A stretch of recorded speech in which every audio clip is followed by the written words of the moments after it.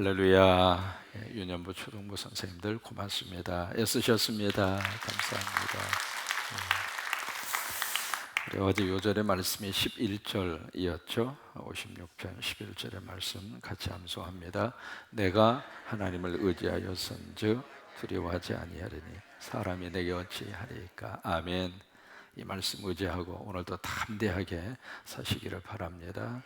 하나님이 내 편이시면 세상이 여러분들 어떻게 못합니다. 묻습니다. 세상이 큽니까? 하나님이 큽니까?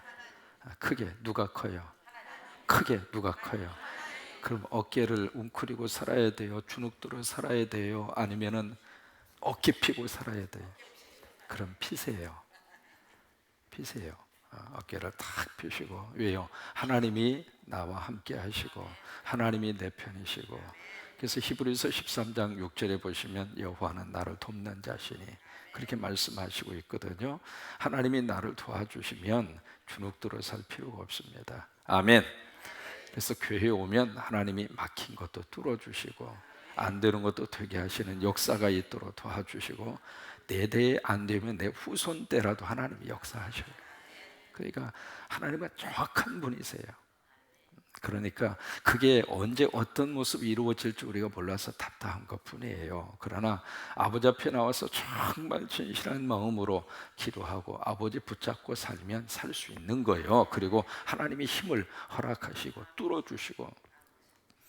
혹시 기억나십니까? 어렸을 때 기억나요. 뭐냐면 이렇게 둥그런 걸 하고 끝에다가 뭐 이렇게 방망이 같은 거 해서 징을 들고 다니면서 징을 치면서 뚫어요 뻥. 혹시 기억나세요? 그 뭘 뚫었어요? 굴뚝, 구들자.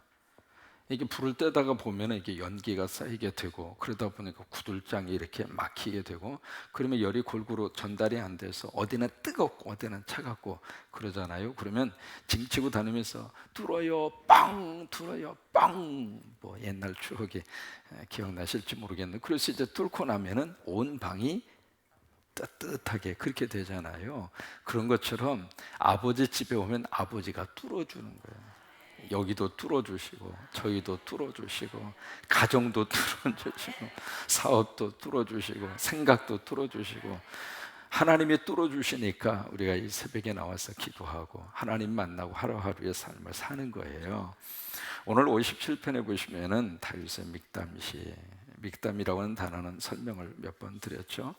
인도자를 따라 알다스헷에 맞춘노라이다. 이 알다스헷이라고 하는 이 음악적인 용어는 멸망하지 않는다라고 하는 뜻입니다.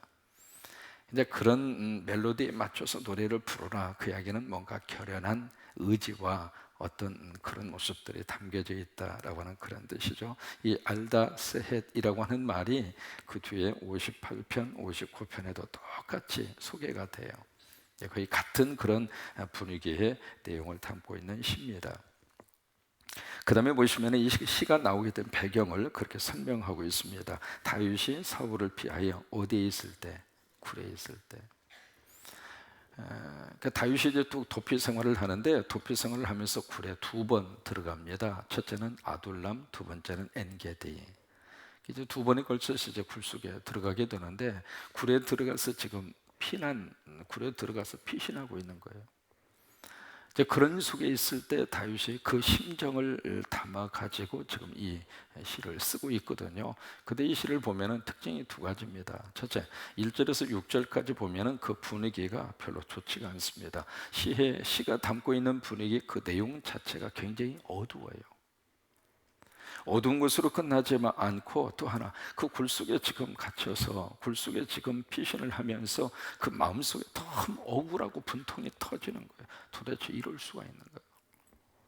그렇지 않겠어요? 사람이 어떤 일이 이해가 되고 어떤 일이 내 생각 속에서 뭔가 이렇게 받아들일 수 있는 측면이 있으면은 그 사건과 그 일을 충분히 내가 받아들이고 해결할 수 있습니다. 그런데 힘든 것은 사건은 터졌는데 그 사건에 대해서 이해가 안 되는 거예요. 도대체 어떻게 장인 어른이 사유를 이렇게까지 죽이려고 혈안이 될 수가 있겠는가? 이해가 안 되는 거예요. 아무리 이해하려고 해도. 그러다 보니까 이 다윗의 마음속에 해결되지 않는, 속에서 이해되지 않는 그 사건과 현실 때문에 속에서 막 분통이 터져요. 여러분 그럴 때가 있잖아요. 그러니까 1절에서 6절이 그런 내용이에요. 그러다 보면 속에서 막 분통이 터지고 그것으로 끝나지 않고 탄식하고 또 한탄을 하면서 이제 그 내용이 1절에서 6절까지 그런 내용입니다. 그래서 1절에서 그렇게 시를 시작해요. 하나님이요, 그 속에서 다윗이 부르는 외마디의 소리가 누구를 지금 부르고 있느냐면 하나님을 부르고 있어요. 다윗의 믿음에서 우리가 배울 수 있는 것 중에 가장 위대한 것이 바로 그거예요. 다른 것을 부르는 것이 아니라, 다른 인간을 붙잡고 해결하려고 씨름을 한 것이 아니라 하나님을 찾고 있는 거예요. 하나님을 부르고 있는 거예요. 우리가 하나님을 부르면 하나님이 역사하십니다. 가장 절박한 순간에도 하나님을 안 찾으니까 문제인 거예요. 이것이 좀 도움이 될 수 있겠거니, 누가 좀 와서 좀 협조를 해줄 수 있겠거니, 물론 그런 것도 필요합니다만은 정말 절박함 속에서 우리가 입을 통하여, 입술을 통하여 우리 생각을 다 모아서 불러야 할 이름이 있다면 그 이름은 주여입니다. 여러분, 주여만 우리 입술에서 계속 터지면은 하나님이 함께 하십니다. 힘들어도 주여, 어려워도 주여, 막혀 있어도 주여, 잘 될 때도 주여, 건강할 때도 주여, 병들 때도 주여. 시작! 그 굴속에 지금 갇혀 있지만은, 몸은 굴속에 갇혀 있지만 영혼은 굴속에 갇혀 있지 않는다 이 말이에요. 나는 내 영혼만은 내 굴속에다가 갇혀놓고 내 인생 그렇게 끝내기 싫다, 그거예요. 그러니까 몸은 굴속에 있지만은 다윗의 마음과 생각은 하나님과 함께 있는 거예요. 그러니까 입술을 열어서 여호와여, 하나님이여, 그 고백이 나올 수 있는 거죠. 바울과 실라가 빌립보 감옥에 갇혀 있을 때도 마찬가지잖아요. 몸은 감옥에 갇혀 있었지만은 바울과 실라의 영혼은 하나님과 교제하고 있어서, 은혜를 받고 있어서, 부흥제표를 하고 있어서, 그래서 기도하고 찬송하고, 그러다 보니까 감옥문이 확 열리고 옥수가 다 열리고 열리는 역사가 일어나게 됐잖아요. 그런데 이 하나님이라고 하는 단어를 한 번으로 끝나지 않습니다. 5절에 보세요. 5절에서도 누구를 부르고 있죠? 하나님이여, 주는 하늘 위에 높이 들리시며 주의 영광이 온 세계 위에 높아지기를 원하나이다. 현실은 이런 말을 할 수 있는 그런 여건이 아니에요.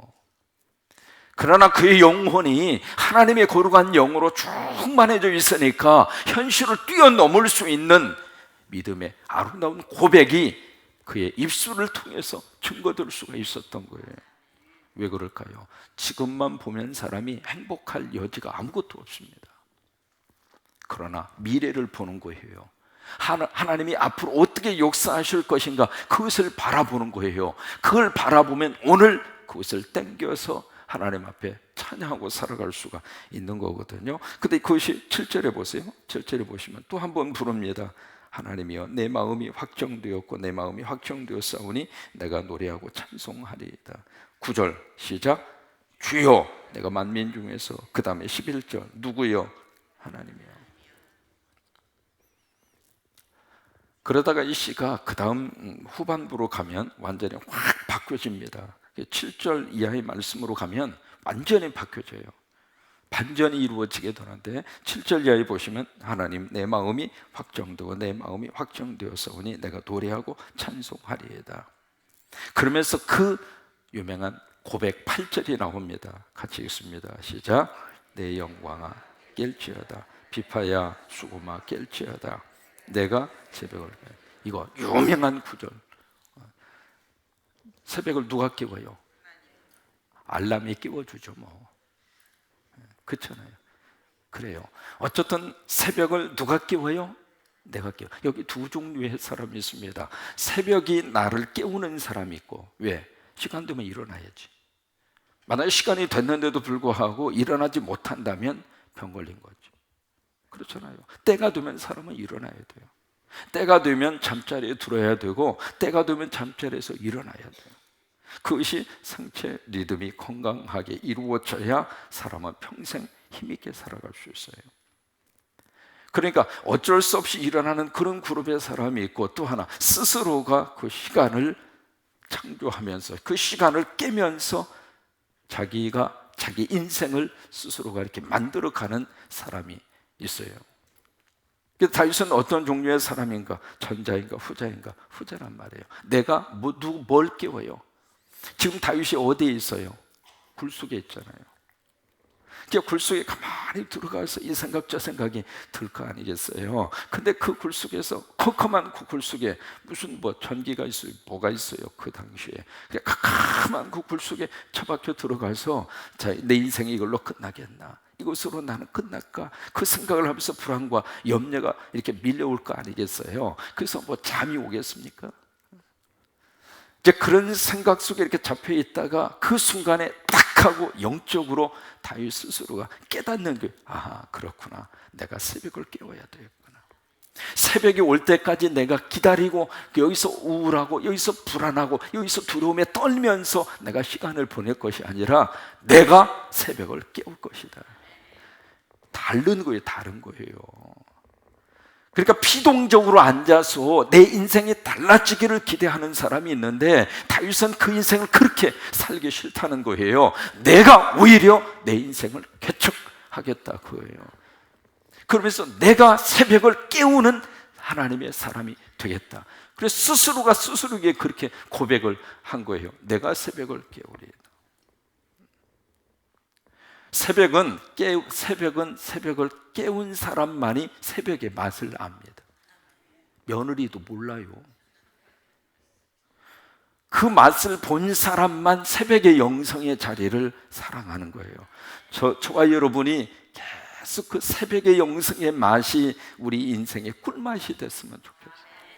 나이가 들어가고 세월이 흘러가도 적어도 새벽 영성의 그 깊은 맛, 그 새벽의 영성을 통해서 하루가 너무 아름답고, 하루가 물론 몸은 피곤할 수 있습니다. 그래요. 몸은 이래도 저래도 피곤합니다. 여러분, 몸 피곤하다고 해서 24시간 자면 몸이 거뜬해요? 아니에요. 어차피 육신은 피곤함을 가지고 일생을 살게 되어져 있더라고요. 우리 몸, 이 육신 자체는 아무리 편하게 대한다 할지라도 그 몸 자체가 그렇게 항상 편한 게 아니더라고요. 더 중요한 것은 영이에요. 영이에요. 영으로. 그래서 정말 새벽의 이 맛을 온 몸으로 누리면서, 새벽의 은혜를 누리면서, 새벽의 축복을 받으면서, 새벽에 막힌 것을 뚫으면서 하루하루를 정말 새벽에 의해서 깨움을 받으면서 사는 인생이 아니라 내가 새벽을 깨우면서 새벽의 시간에 정말 의미 있게, 여러분 새벽에 깨어있는 상태에서 하루를 살면 그 하루가 24시간이 아니라 28시간. 여러분 새벽에 1시간은 낮 3시간하고 똑같습니다. 공부하는 친구들은 새벽에 30분 1시간 공부를 하면 낮에 3시간 집중해서 공부하는 것보다도 훨씬 더 집중력과 지혜가 생깁니다. 하나님이 그렇게 만들어 주셨어요. 우리 브레인 자체를. 그래서 새벽의 맛을 정말로 우리 인생의 거룩한 맛으로 딱 붙잡고 그렇게 새벽을 깨우면서 살아가는 우리 성광의 거룩한 믿음의 공동체, 새벽을 깨우면서 사는 아빠, 엄마, 새벽을 깨우면서 사는 할아버지, 할머니, 크게 아멘. 아이고 큰일 났다, 조금 쉬려고 그랬는데 목사님 저렇게 새벽 기도 강조해서 그럼 좋아요. 큰일 나는 게 오히려 낫습니다. 그래요. 저는 이 새벽 기도가 너무 중요하다고 하는 것을 뼈저리게 느낀 사람이고, 또 새벽 기도를 통해서 하나님이 주시는 은혜, 새벽 기도의 거룩한 축복, 새벽 기도의 기적, 그것을 어떤 사람보다도 많이 경험을 하고 많이 본 사람이에요. 그래서 어떤 일이 있어도 힘들고 어려워도 새벽 기도만 하면 하나님이 도와주시고 하나님이 역사하시고, 전 그걸 분명히 알고 있고 믿는 목사입니다. 답답한 것은 기도해야 할 사람이 기도하지 않는 거예요.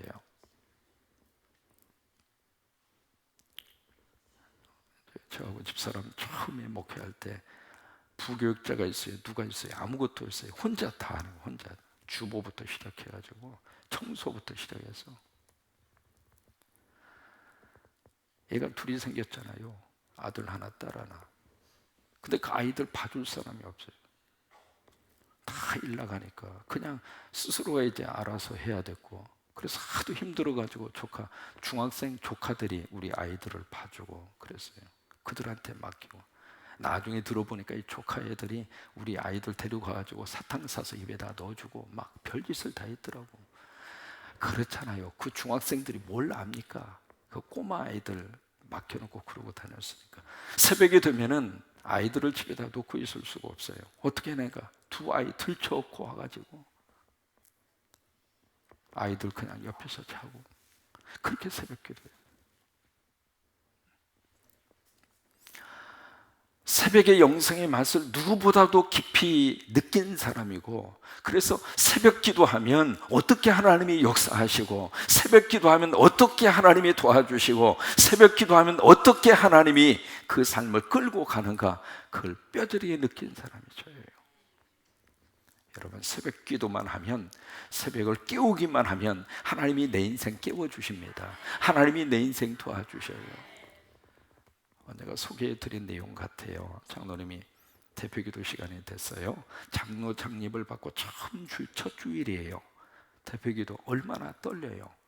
그래서 이제 딱 강대상에 올라가서 기도 딱 하려고 그러니까 목사님이, 장로님 정장하고 기도하십시오.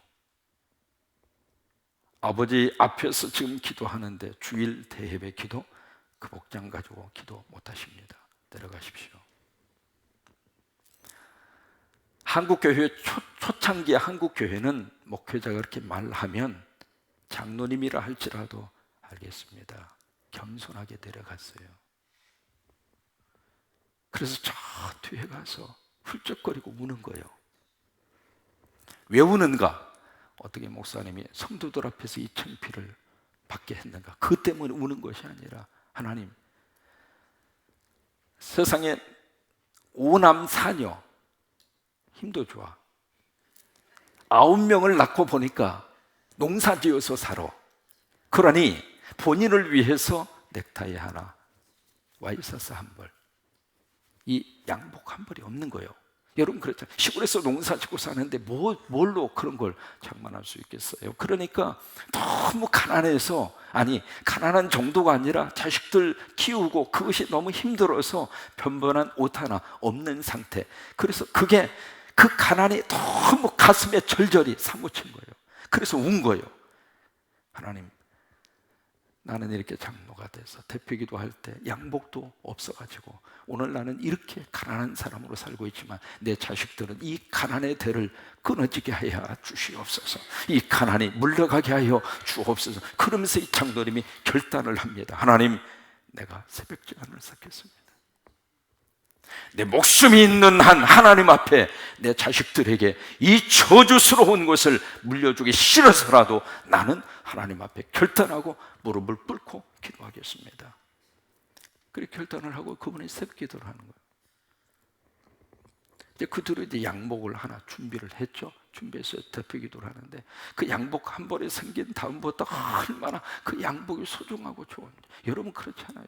지금의 양복이 흔합니다만은 그 옛날 그 흔하지 않았잖아요. 그래서 시골에서 농사를 짓다가 그러다가도 교회 가려면 꼭 그 양복을 입고 새벽 기도 올 때에도 그걸 입고 그런 식으로 이제 새벽 기도를 쌓는데, 한 번은 추운 겨울날 이렇게 가다가 미끄러운 길에 미끄러져 가지고 그 옆에 있는 그 웅덩이로 빠져버렸어. 빠졌는데 그 겨울에 빠졌으니까 얼마나 추워요. 그 상태로 다시 집으로 와서 다시 옷을 갈아입고 새벽 기도를 하는. 그런데 그 장로님의 구남매가 하나님의 축복을 받아서 너무 잘 된 거예요. 큰아들이 매산고등학교 교장 선생님이고, 둘째 아들은 대령으로 예편을 했고, 셋째 아들은 대기업의 회장이 됐고, 넷째 아들이 국회의원을 2번이나 했고, 다섯째는 장관까지 했고, 딸이 4명인데 그 딸 사위들도 전부 다 축복을 다 받는. 그래서 우리 지금 새벽 기도로 이룬 명가해서 늘 소개되는 장로님이에요. 그 장로님 이름이 김응선 장로님이세요. 그 구남매의 가족이 지금 104명까지 후손이 이렇게 늘어나게 됐는데, 그 가족의 전통 가운데 하나가 매 해마다 1월 1일이 되면 104명이 다 모여가지고 부흥회를 해요. 가정 부흥회를 해요. 그러니까 그 가정이 일어나기까지 뭐가 있었느냐면 새벽을 깨우는 한 사람이 있었어. 새벽을 깨우는 한 사람. 새벽이 나를 깨우는 인생을 사는 것이 아니라 내가 새벽을 깨우면서 산단 말이에요. 여러분, 그 은혜가 우리 속에 충만히 부어지기를 주의 이름으로 축원합니다. 그래요. 우리가 때로는 힘들고 때로는 쉬고도 싶고, 그래도 내가 새벽을 깨우리이다, 그런 믿음의 결단과 축복으로 새벽의 복이 여러분 가운데 충만하시기를 주의 이름으로 축원합니다. 오늘 요절 말씀 8절입니다. 8절 시작. 내 영광아 깰지어다, 비파야 수구마 깰지어다. 내가 새벽을, 이것만 외우시면 돼요. 앞부분은 잊어버리셔도 괜찮아. 앞부분 뒤에 내가 새벽을 깨우리로다. 시작. 오늘은 여기서 암송을 하고 가셔요. 시작. 내가 새벽을 깨우리. 옆 사람 보고 새벽 깨우세요 그러지 말고 누가 깨우면 돼요? 내가 깨우면 돼요. 나 한 사람이라도 새벽을 깨우는 사람이 있으면 그 가정에 새벽을 깨우는 은혜가 주어지는 거니까 내가 새벽을 깨우리이다. 다시 한번 시작. 자, 다시 한번 시작. 그 축복이 넘치기를 주의 이름으로 축원합니다.